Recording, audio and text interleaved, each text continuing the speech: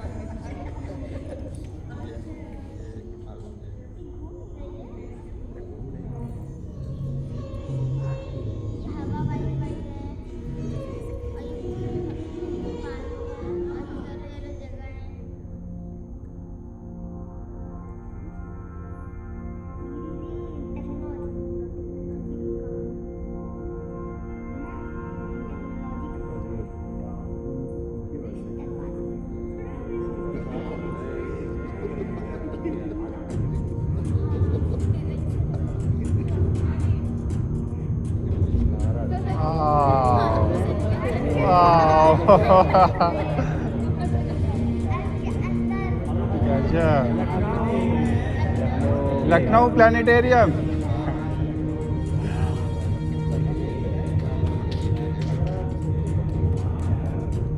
भाई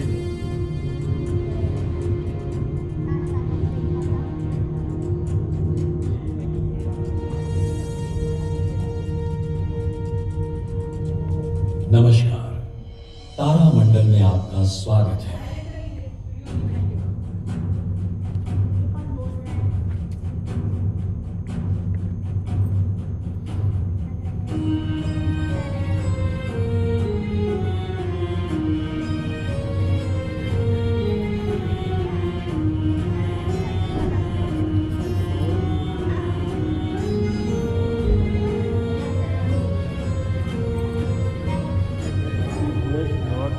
सूर्यास्त हो चुका है।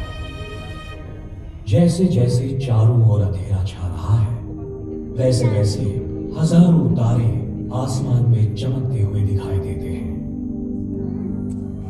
रात्रि के सुंदर आसमान के सौंदर्य को इंसान कई सालों से देखता आ रहा है। इस रात के अब चांद भी साफ दिखाई दे रहा है, बिल्कुल उसके ऊपर के पहाड़, वादियां और समंदर के साथ।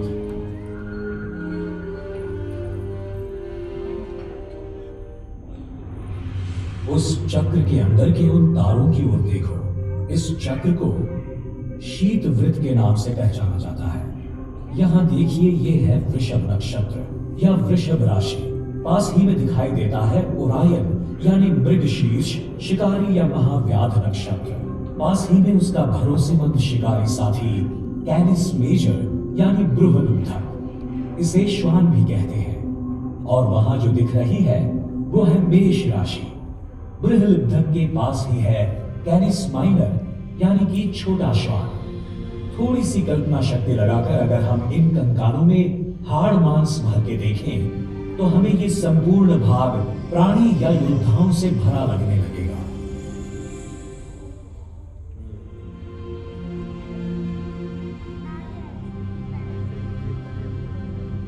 अब जरा उत्तर दिशा की ओर इन तारों की लकीर की ओर देखो।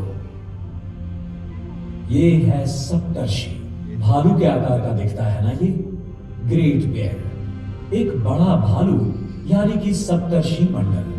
और उसके पहले दो तारे, अगर हम उसकी सीधी लकीर में उत्तर दिशा में गए तो सामने ही है ध्रुव तारा, पोलारिस या ध्रुव तारा, उर्सा माइनर या लिटिल बेयर यानी छोटे भालू नक्षत्र का हिस्सा है। सप्तर्षि की पूंछ के 3 तारों को जोड़ने वाली कमान आसमान में अगर थोड़ी आगे बढ़ाएं तो आपको मिलेगा स्वाति।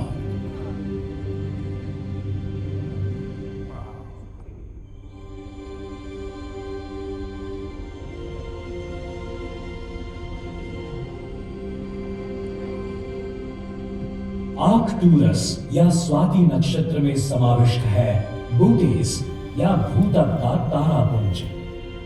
ये तारे एक साथ मिलकर सिंह जैसे दिखाई देते हैं। इनको कहते हैं सिंह राशि। और उससे पहले आता है कन्या नक्षत्र या कन्या। कन्या नक्षत्र में चमकने वाली वो शानदार चीज देखी? वो एक तारा नहीं है, वो एक ग्रह है, शनि।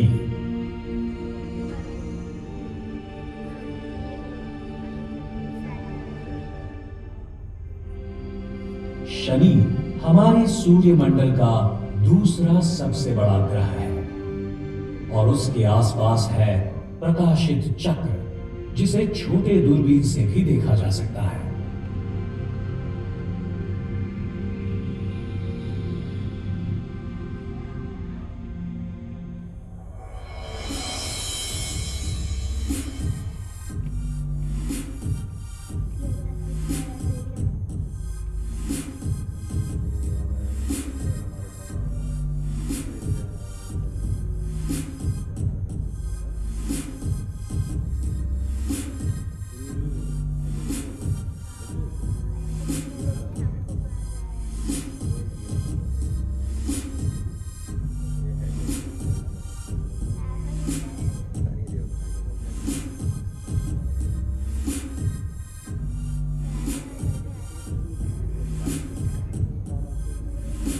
वॉयेजर अंतरिक्ष यान ने ये ढूंढ निकाला है कि ये प्रकाशित चक्र इस ग्रह के आसपास फिरने वाले बर्फ के छोटे छोटे टुकड़े, पत्थर और धूल से बना है।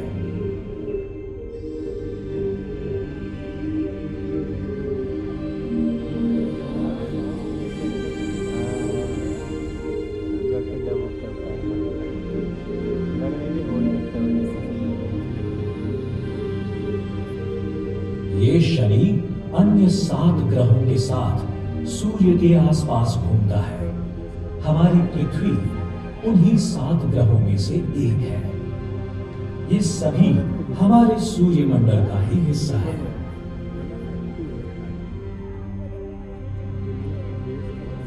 हम आशा करते हैं कि आप अपने रोजमर्रा के व्यस्त जीवन में से थोड़ा सा वक्त निकालकर आकाश का निरीक्षण करेंगे। और आज हमने जिन नक्षत्रों की सुंदर आकृतियां देखी, जिनसे हमारी पहचान हुई, उन्हें ढूंढने की कोशिश करेंगे।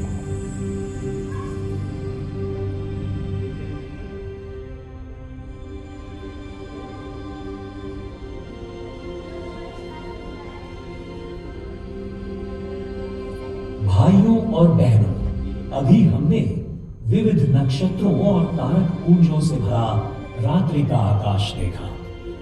लेकिन ये डिजिस्टार सिस्टम हमें एक ऐसी दुनिया में ले जा सकती है जो हमारी कल्पना से भी परे है। धन्यवाद।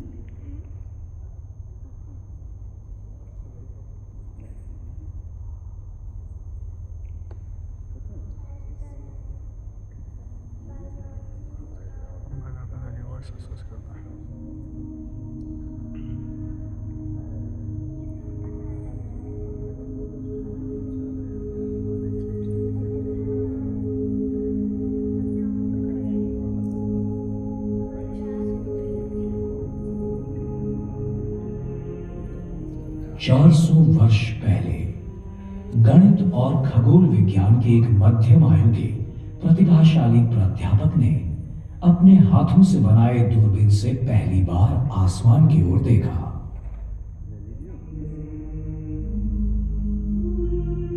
रात के उस आसमान को देखकर सभी लोगों की तरह गैलीलियो गैलीली ने भी आश्चर्य जताया।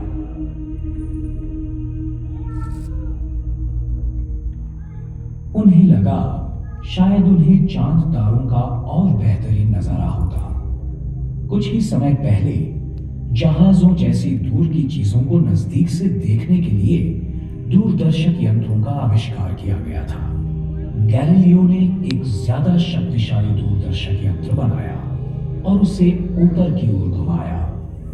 क्या वो दूरबीन उन्हें विश्व की वो चीजें दिखा पाई जो खाली आंखें नहीं देख पाती? गैलीलियो पहले मनुष्य थे जिन्होंने चांद पर होने वाले पहाड़ों और गड्ढों को देखा। उनसे पहले लोगों का मानना था कि चांद एकदम सपाट है, पर गैलीलियो के दूरबीन ने स्पष्ट रूप से दिखा दिया कि उसकी सतह पृथ्वी की सतह जैसी है। जब उन्होंने अपनी दूरबीन बृहस्पति ग्रह की ओर घुमाई तो उसके चारों ओर 4 छोटे तारों को देखकर वो हैरान हो गए।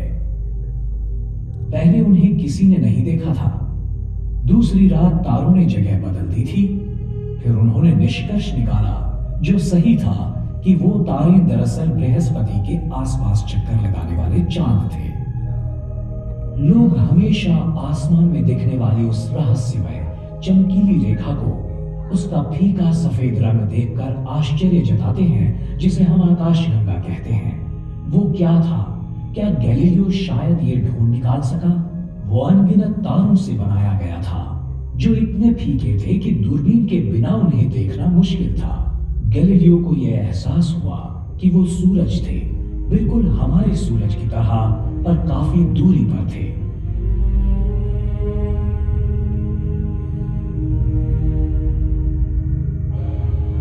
आज हमने विशाल दूरबीनों की रचना की है, जिससे हम गैलीलियो की दूरबीन से कई ज्यादा प्रतिशत दूरी पर देख सकते हैं। ये फोटो हमारे सबसे बेहतरीन दूरबीन से लिया गया है, पर यह पृथ्वी नहीं है। ये अंतराल है जहां बादल, प्रदूषण या वातावरण दृश्य में बाधा नहीं डालता। यह है हबल स्पेस टेलीस्कोप। इससे हमने विश्व की कई विस्मयकारक चीजों को देखा है। हमारे तंत्र ज्ञान की सहायता से हम गैलीलियो से ज्यादा चीजें जान सकते हैं, लेकिन कुछ महान सवाल रह ही जाते हैं कि विश्व की निर्मिति कैसे हुई, वो कितना बड़ा है, कितने तारे हैं आसमान में, विश्व का भविष्य क्या होगा। वैज्ञानिकों का यह मानना है कि उन्होंने इनमें से कुछ सवालों को हल कर दिया है, पर कुछ अब भी बाकी हैं। ये विश्व सभी रहस्यों में से सबसे महान रहस्य है, और जैसे जैसे हम उसके राज खोलते जाएंगे, वैसे नए आविष्कार सामने आ जाएंगे। कोई भावी वैज्ञानिक ये काम निश्चित करेगा, जो शायद आज ये शो देख रहा हो।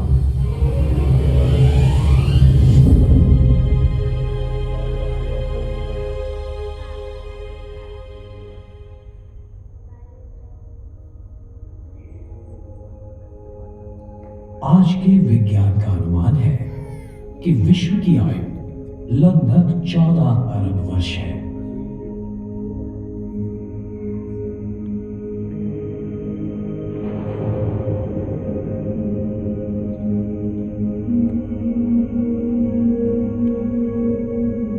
आज तक मिली जानकारी के अनुसार जो भी चीजें अस्तित्व में हैं, उन सभी को ये समेट लेता है।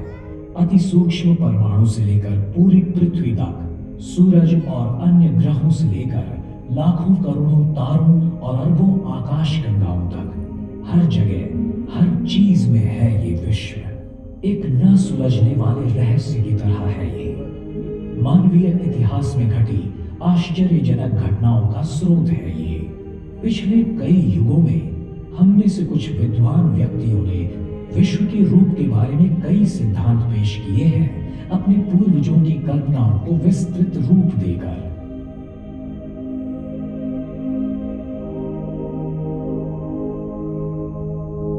आज के विश्व की ये कहानी गतकाल के उन महान खगोल वैज्ञानिकों को शायद अजीब लगेगी, जैसे भारत के विश्वामित्र, ग्रीस के टॉलेमी, भारत के आर्यभट्ट, पोलैंड के कॉपरनिकस और इटली के गैलीलियो।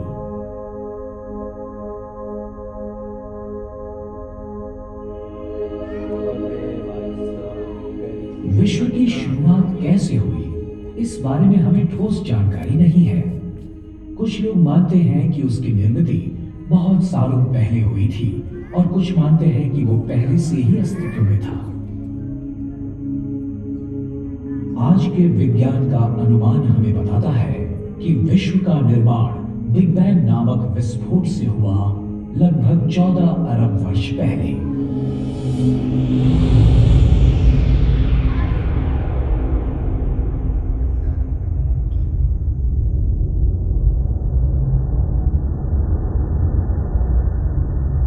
इस सिद्धांत के अनुसार विश्व का पूरा द्रव्य एक छोटी सी गोली के आकार की किसी वस्तु में केंद्रित हुआ होगा। अचानक किसी कारणवश उसमें धमाका हुआ और एक विश्व का निर्माण हुआ जो भयंकर तप्त और बढ़ते हुए आकार का था, जो बाद में धीरे धीरे ठंडा हो गया। जब उसका जन्म हुआ तब वहां सिर्फ ऊर्जा और गुरुत्वाकर्षण ही था। उस ऊर्जा में से कुछ ऊर्जा का रूपांतर हुआ भौतिक पदार्थों में। प्रारंभिक भौतिक पदार्थों में से जन्म हुआ मूल तत्वों का। पहली 30 मिनटों में ही हाइड्रोजन और हीलियम का निर्माण हुआ। बाद में जब तारों का निर्माण हुआ तब उनमें से अन्य मूल तत्वों की निर्मिति हुई। लाखों वर्षों तक विस्तारित और ठंडे होने की प्रक्रिया के बाद विश्व ने अपनी प्रारंभिक अवस्था से बाल्यावस्था में प्रवेश किया। उसके बाद बहुत सारी दिलचस्प घटनाएं घटने लगी। गुरुत्वीय आकर्षण से कुछ भौतिक पदार्थ इकट्ठे हुए और यहां वहां घने गुच्छों में बिखर गए।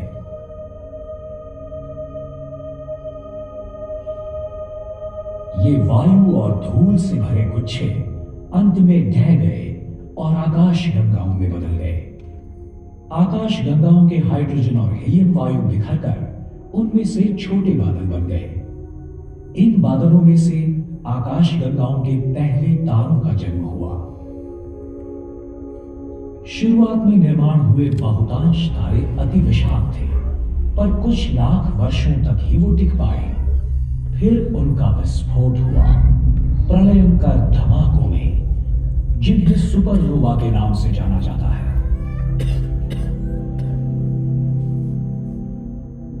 जीवन के लिए आवश्यक मूल तत्वों का निर्माण इन विशाल तारों के आंतरिक भाग में हुआ। जब उनका विस्फोट हुआ तब ये मूल तत्व आंतरतारकीय अवकाश की कड़ी शीतलता में फेंके गए। इन सुपरनोवा के विस्फोटों ने दूसरी पीढ़ी के तारों के निर्माण की प्रक्रिया की शुरुआत की।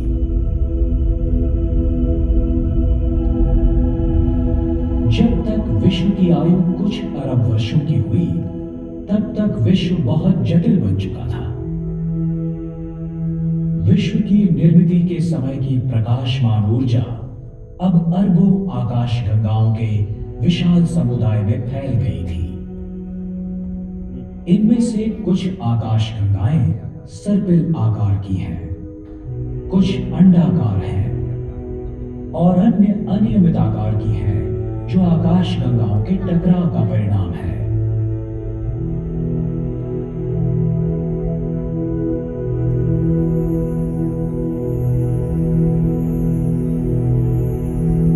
तारों की कई पीढ़ियों ने एक के बाद एक जन्म लिया। जीवन के लिए आवश्यक कार्बन, ऑक्सीजन और लौह जैसे मूल तत्वों की निर्मिति की गई। अंततः उनका नाश हुआ। जैसे जैसे विश्व लाख वर्षों में आकारमान में बढ़ता गया, वैसे वैसे वो पतला और विरल और ज्यादा ठंडा होता चला गया। सैकड़ों वर्षों पहले हमारा ये मानना था कि पृथ्वी ही विश्व का केंद्र है। बाद में विज्ञान ने यह साबित किया कि हमारा ग्रह और अन्य ग्रह दरअसल सूरज की परिक्रमा करते हैं। आज हम जान चुके हैं कि सूरज खुद एक तारा है, उन 4000 लाख तारों में से जिनसे आकाशगंगा बनती है। पर हमारी आकाशगंगा जो अनगिनत तारों से बनी है, वो भी छोटी लगती है जब हमें ये महसूस होता है कि वो भी विश्व की अनगिनत आकाशगंगाओं में से केवल एक ही है।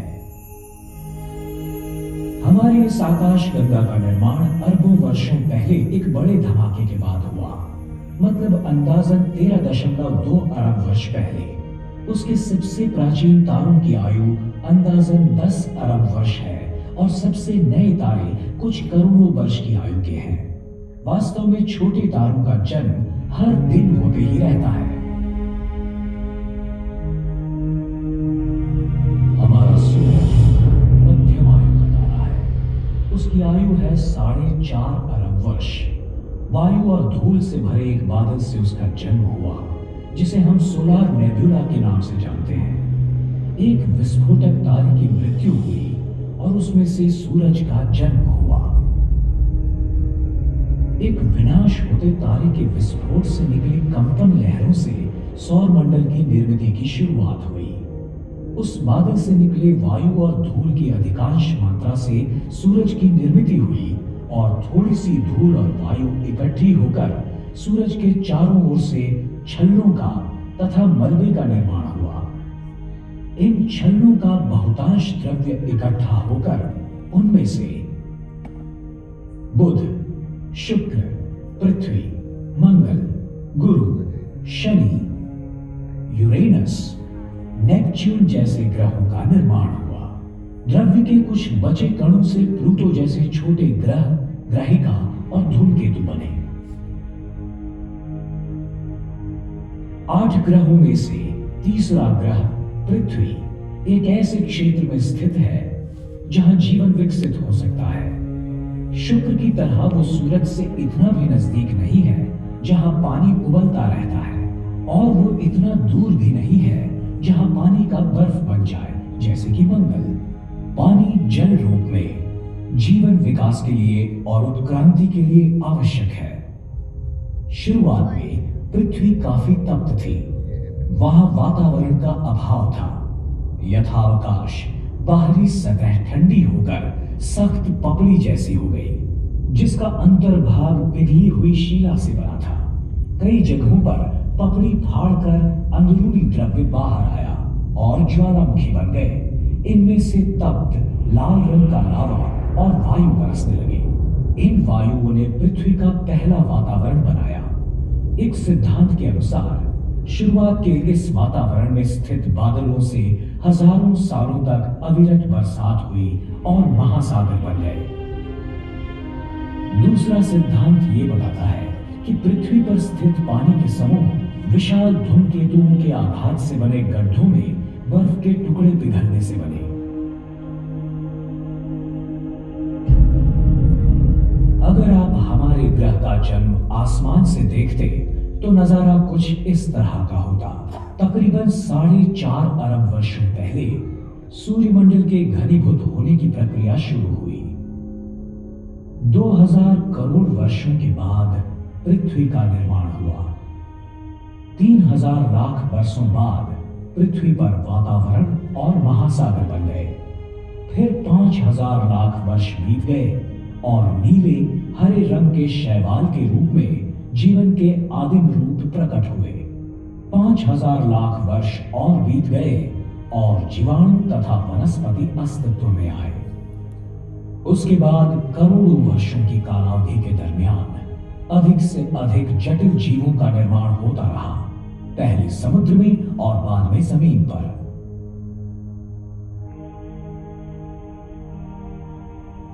कुछ 2000 लाख वर्षों पहले डायनासोर्स जैसे महाकाय जानवरों ने पृथ्वी पर राज किया। फिर 700 लाख वर्ष पहले एक बड़ी ग्रहिका के विस्फोट से पैदा हुए मौसमी बदलाव के कारण उनका विनाश हुआ और सस्तन प्राणियों की उत्क्रांति की शुरुआत हुई। सबसे पहले थे मानव, जिन्होंने निसर्ग को ही आकार देने की शुरुआत की। हमारे पूर्वजों ने पत्थरों से हथियार बनाए, आग का उपयोग किया और खेती करना सीख लिया।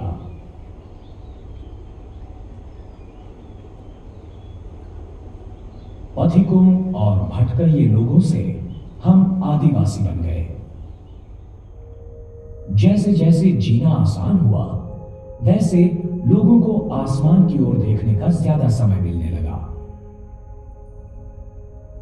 रात के आसमान में दिखने वाले तारों के फैलाव को देखकर हमारे पूर्वजों ने परिचित आकार तथा प्रतिमाओं की कल्पना की, जिन्हें हम नक्षत्र कहते हैं। आज हम जान गए हैं कि पूरे आसमान में